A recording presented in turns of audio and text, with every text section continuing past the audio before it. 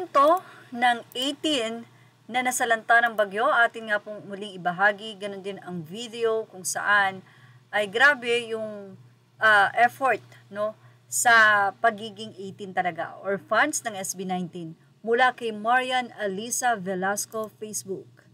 2 weeks after Bagyong Tino, kahapon lang kami nakapunta sa bahay namin sa Cebu. Kasi nabaha din bahay namin sa Dinagat Island kung saan ako naabutan ng bagyo. Inasikaso muna namin electricity and cleaning doon. Very grateful pa rin kasi safe kami and ang mga relatives ko. So, yesterday ko pa nakita in person ang aftermath ni Tino sa bahay namin.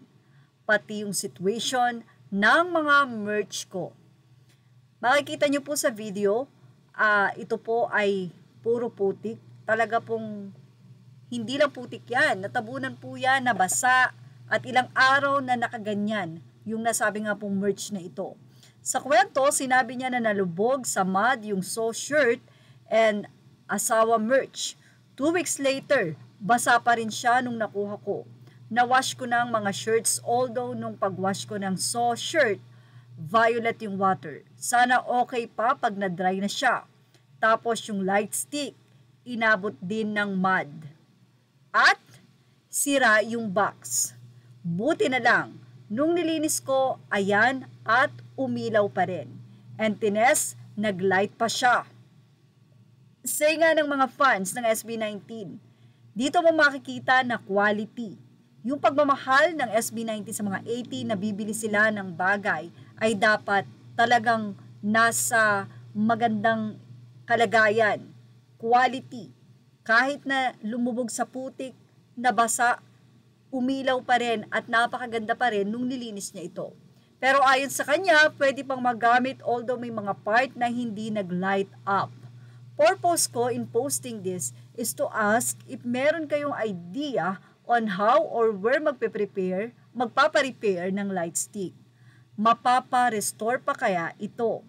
Also, any tips po how to clean yung keychain. Nag-start na siyang mag-rust kasi palubog at nalubog nga sa tubig. Grabe po, ilang mga ilaw pa rin ang gumana dun sa light stick. Ayan, napakaganda pa rin niya. The fact na ito ay lumubog, ilang araw na nasa mud dahil hindi naman sila kaagad nakapunta doon at baha. So, ibig sabihin, pinahupa pa bago sila makapunta doon sa Cebu, sa area nila. At yun nga ang tumambad, ang napaka-mud na light stick. Anyway, nakakatuwa yung say ng mga netizen dahil after dyan ay kinamusta nila ang nasabi nga pong nag-share na ito na si Marian Alisa Velasco kung kamusta na, pero ayon nga sa kanyang video ay maayos naman sila. Quality talaga ang merch kahit nalubog na, nagla-light up pa rin. Well, say ng iba, matibay pa rin kung titignan mo Parang putik lang yung bandang taas caps, alisin mo yung white part para malinis mo rin. Say naman nila, parang pinasok lang siya ng mud, baka makuha pa sa linis. So, actually, nilinis nga at yun nga, nag-ilaw pa rin. Sabi pa ng isa, congrats, survivor ng Typhoon Tino ang LSB Dusk. Well, totoo, talagang na-survive niya ang nasabi nga pong bagyo. Well, ano po masasay nyo about dito? Ilagay lang yung opinion sa ating comment section. Images are all credit to the rightful owners. Please like, share, and subscribe.